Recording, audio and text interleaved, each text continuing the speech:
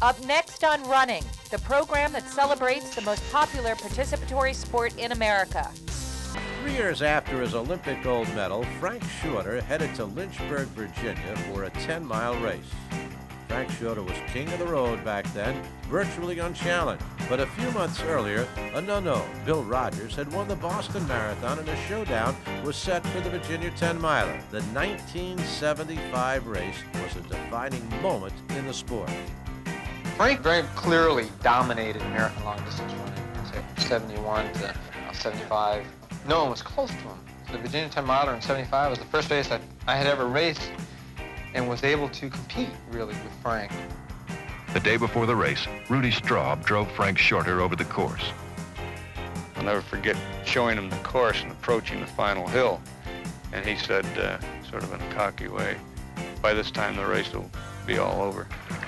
Shorter and Barry Brown take the pack through the first mile.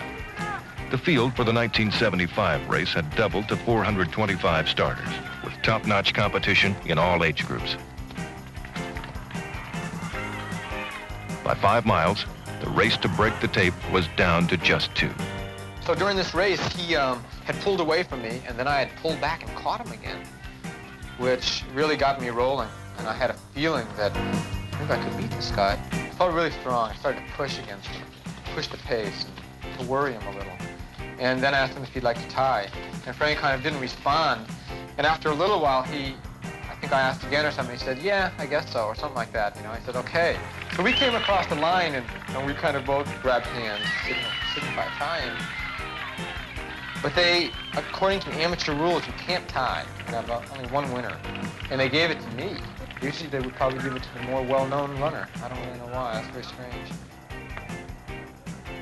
Well, what made you make the decision, really, that you and Frank were going to finish in a tie? Well, because I was kind of afraid that he might beat me. Very easy to answer. I don't know. We both ran a pretty darn hard race, and I didn't see any point in our busting our rear ends to kill each other in the last half mile or something. And I think it would have been fairly close, 20 yards, 30, 50 yards anyway.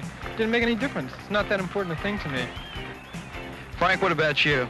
Yeah, I feel kind of the same way. He raised the question, and I kind of didn't want to do it. I ran along for about a quarter of a mile, and then I turned over and I said, yeah, okay, I'll do it. And I don't really care how people take it, as long as they don't let their egos enter into it to the degree that they don't give us identical times.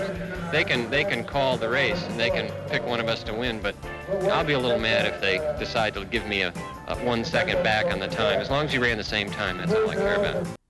The Shorter-Rodgers tie at the 1975 Virginia 10-miler, a Running Times magazine golden moment.